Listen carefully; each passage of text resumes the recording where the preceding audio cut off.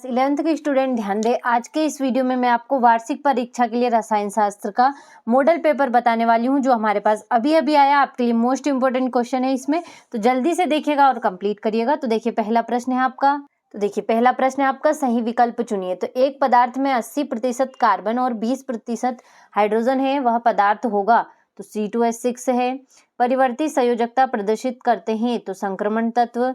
शुद्ध जल की मोलरता है, तो 55.6 होगी। और चुंबकीय क्वांटम संख्या संबंधित है, तो विन्यास से। और अल्फा बंध और पाई बंध से प्रबल होता है। आयनन विभव न्यूनतम अक्रिय गैस है। तो देखिए इस तरीके से आपका पहला प्रश्न कंप्लीट हुआ। ये रहा आपका इंग्लिश मीडियम वालों के लिए। तो देखिए उनके लिए भी हम पूरे प्रश्न लेकर आए हैं, तो अच्छे से स्क्रीनशॉट के माध्यम से कंप्लीट करिएगा। तो देखिए इस तरीके से दूसरा प्रश्न देख लेते हैं, जो कि हमारा रिक्त स्थानों की पूर्ति कीजिए। तो उत्कृष्ट धातुओं की इलेक्ट्रॉनिक बंधुता 0 होती है। तत्वों के गुणों की क्रम से पुनरावृत्ति को तत्वों की आवृत्तिता कहते हैं। और स्थिर ताप पर किसी अभिक्रिया के लिए साम्य स्थिरांक Kp व Kc का संबंध Kp = Kr कोष्टक में RT है। और किसी तत्व के समस्थानिकों में न्यूट्रॉनों की संख्या असमान होती है। जल के अणु में HOH बंध कोण 104 डिग्री सेल्सियस होता है। PP पार्श्वीय अतिव्यापन से पाई बंध बनता है। तो देखिए इस तरीके से आपका दूसरा प्रश्न कंप्लीट हुआ। ये रहा आपका इंग्लिश मीडियम वालों के लिए। तो अच्छे से स्क्रीनशॉट के माध्यम से इन्हें भी आप कंप्लीट करिएगा। तो देखिए इसी तरीके से हमारा अगला प्रश्न देख लेते हैं हम। देखिए तीसरा प्रश्न आपका, सही जोड़ी बनाइए। तो SS अतिव्यापन, तो सिग्मा बंध। एंट्रोपी, तो इसका होगा आपका ऊष्मा गतिकी फलन। H2O की संरचना, तो हो जाएगा आपका आंतरिक ऊर्जा। जल की वाष्पन अभिक्रिया, तो ऊष्मा शोषी। और G = HTS, तो इसका होगा आपका गिब्स समीकरण। तो देखिए इस तरीके से आपका तीसरा प्रश्न कंप्लीट हुआ, सही जोड़ी।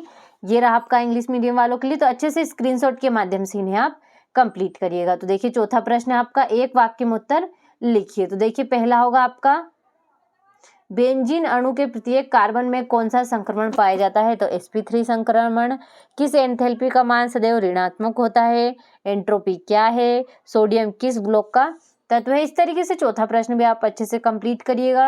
अच्छे से स्क्रीनशॉट ले और इन प्रश्नों को कंप्लीट करिए। अगला प्रश्न होगा आपका, देखिए पांचवा प्रश्न आपका, सत्य सत्य लिखिए। तो देखिए इस तरीके से प्रश्न दे रखे हैं, अच्छे से स्क्रीनशॉट के माध्यम से कंप्लीट करिए। तो देखिए ये रहा आपका इंग्लिश मीडियम वालों के लिए। ये रहा आपका छठा प्रश्न। सातवां हो गया, किसी विलयन की मोलरता को परिभाषित कीजिए। ये हो गया आपका आठवां प्रश्न।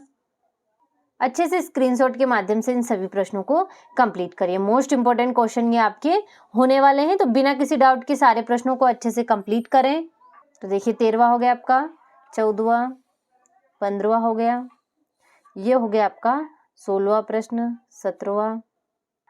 ये हो गया आपका 18वां प्रश्न, 19वां हो गया। और ये हो गया आपका 20वां प्रश्न। तो देखिए इस तरीके से बिना किसी डाउट के इन सभी प्रश्नों को कंप्लीट करेगा। सारे आपके मोस्ट इंपोर्टेंट क्वेश्चन है, तो बिना किसी डाउट के जल्दी से जल्दी कंप्लीट करिए। और रही अब इन प्रश्नों के आंसर की बात, तो अगले वीडियो में मैं आपको फुल सॉल्यूशन के साथ बताने वाली हूँ। तो अभी के लिए आप प्रश्नों को अच्छे से कंप्लीट करें।